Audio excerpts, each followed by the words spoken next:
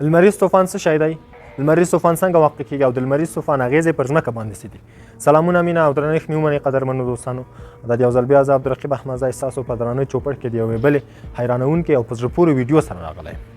څه موده مخکې پر ټولنیزو رسنیو باندې د لمریز طوفان په هکله یو ډېر حیرانوونکی خبر خپور شو چې دغه طوفان په لمر کې واقع شوی دی او ځمکه یې د تاثیر لاندې راوستې ده. نو له همدې امله ما مناسبه وګڼله چې د لمریز طوفان په هکله تاسو ته یوه ډېره جالبه او د معلوماتو څخه ډکه ویډیو جوړه کړم. د دې ویډیو معلومات مې له مشهورو او مختلفو سایټونو څخه اخیستي دي. دا ویډیو په کتلو مو د لمریز طوفان په هکله خپل معلومات بډایه کړئ. د ویډیو کتلو څخه مخکې کوم زموږ چینل نوی سبسکرایب کړئ، چینل سبسکرایب کړئ، ویډیو لایک کړئ او خپل نظرونه مو موږ سره لاندې په کومنټ کې شریک کړئ. او که چیرې غواړئ زموږ له راتلونکو ویډیوګانو څخه برخمن شئ نو د زنګ په آپشن باندې کلیک هم له یاده ونه باسئ. ځو د ویډیو په لور.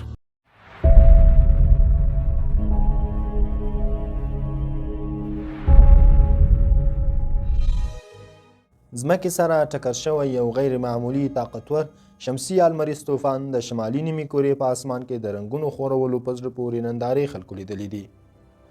د دې شمسي طوفان له امله د برېښنایي او مواصلاتي نظام د اغېزمنېدو خطرې ښودل شوي دي، خو تر اوسه دغه طوفان د برېښنا او مواصلاتو نظام کې هېڅ ستونزه نه ده رامنځته کړې.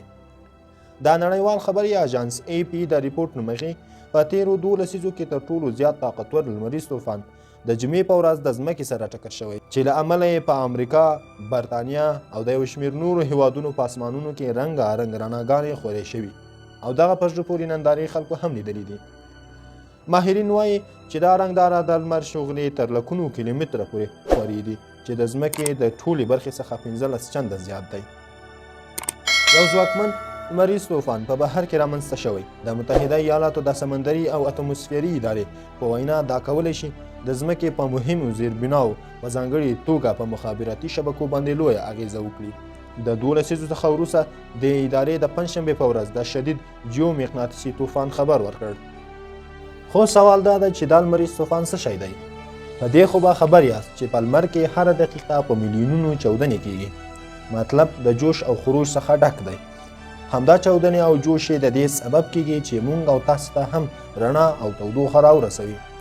دا نو د لمر کار او دنده ده چې تر ټاکل شوي نیټې پورې د الله جل جلاله په امر سره خپله دنده مخته وړي.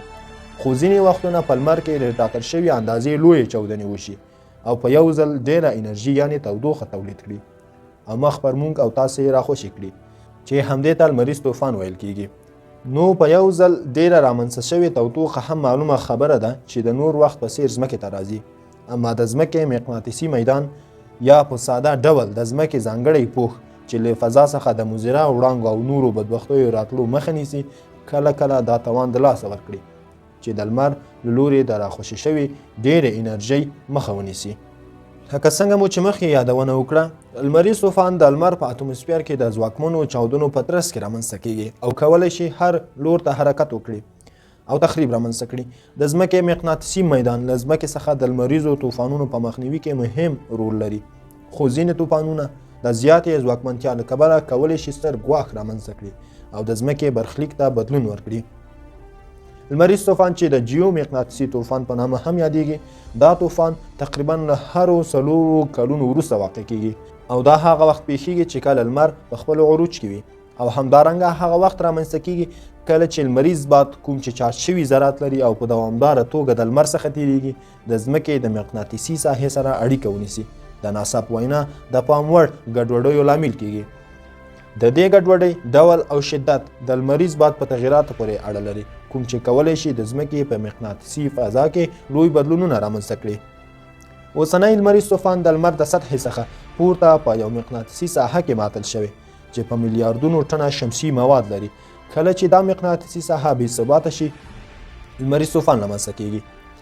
د متحده ایالاتو د سمندري او اتموسفیري ادارې په وینا د جیو مقناطیسي طوفان که شدید وي کولی شي ځمکه د فرعي اټومي ذراتو سره بمبار کړي چې په پایله کې د راډیو او GPS سیګنالونه او همدارنګه برېښنایي شبکو سره د مداخلې له لارې د نیویګیشن سیستمونه ګډوډ کړي. طوفان د تودوخې په بڼه د اتموسفیر مقناطیسي جریانونو ته انرژي هم اضافه کوي چې په پایله کې د ځمکې په ټیټ مدار کې د سپوږمکۍ اضافي کشش لامل کیږي.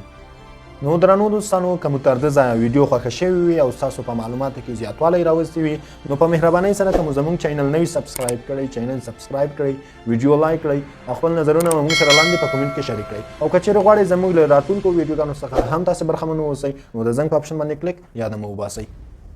نو اخر د دې لمریز طوفان اغیزې به په ځمکه باندې سوي او دا به څه ستونزې رامنځته کولی شي. لمریز طوفانونه ډیری وختونه پیښیږي، مثلا په 1859 میلادي کال کې رامنځته شوی لمریز طوفان او بل په 1989 میلادي کال کې رامنځته شوی طوفان چې د کاناډا هیواد یې ډیر اغیزمن کړ. 9 ساعته یې برېښنا پکې پرې کړه ځکه د برېښنا لوی او واړه ترانسفارمرونه یې ټول ویلي کړي وو. مقصد برېښنا خپله انرژي ده، د نور انرژۍ په یو ځای کېدو سره یې د وسلېدو ټول آلات له منځه تللی شي. په 2015 میلادي کال کې بل لمریز طوفان رامنځته شو چې د نړۍ جی پی ایس سیستم یې د 10 دقیقو لپاره له کاره وغورځاوه. دا فکر مه کوئ چې جی پی ایس سیستم له کاره غورځېدل نو کومه لویه خبره نه ده. تاسو فکر وکړئ په فضا کې ټولې الوتکې او سمندر کې ټولې کښتۍ په جی پی ایس خپلې لارې پیدا کوي. که د 2015 میلادي کال لمریز طوفان دوام کړی وای نو په زرګونه ټکرونه به رامنځته شوي وای او سختې خرابۍ به یې پیښې کړې وې. همدا شان په لمریزو قوي طوفانونو کې فضا ته توغول شوي سپوږمکۍ، برېښنا، جی پی ایس سیستم، ټول الکترونیکي وسایل د کاره لویږي او د انټرنیټ ټوله ډیټا هم پکې له منځه تللی شي.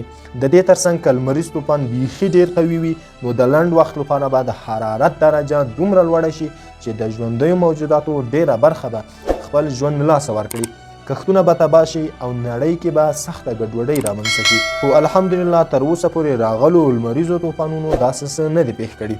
همدا روانه مې میاشت کې هم په 14 او 14 نیټه د لمریز طوفان ځینې کمزورې څپې ځمکې ته راورسېدلې چې ممکن تاسې به خبر شوي یاست.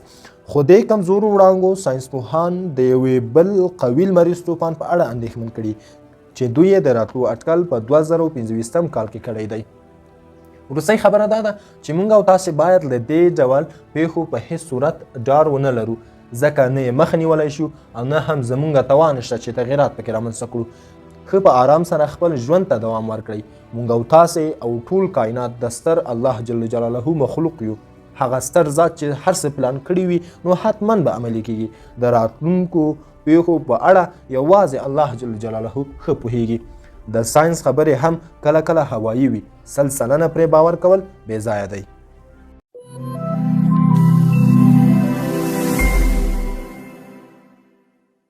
درنو دوستانو مننه چې د ویډیو تر پایه مو زموږ ملتیا وکړله. خدای دې وکړي چې دغه ویډیو تاسو ته معلوماتي تمامه شوي او یو څه مو ورڅخه زده کړی وي. په مهربانۍ سره که مو زموږ چینل نوي سبسکرایب کړئ چینل سبسکرایب کړئ ویډیو لایک کړئ او خپل نظرونه مو موږ سره لاندې په کومنټ کې شریک کړئ. یاد مو وباسئ که چیرې غواړئ زموږ له راتلونکو ویډیوګانو څخه هم برخمن شئ د زنګ په اپشن باندې کلیک کړئ. تر بیا چې زه عبدالرقیب احمدزی ستاسو په درانه چوپړ کې د یوې بلې په زړه پورې ویډیو سره حاضرېږم. تاسو په پاک رب سپارم. ښاد او بریالي اوسئ.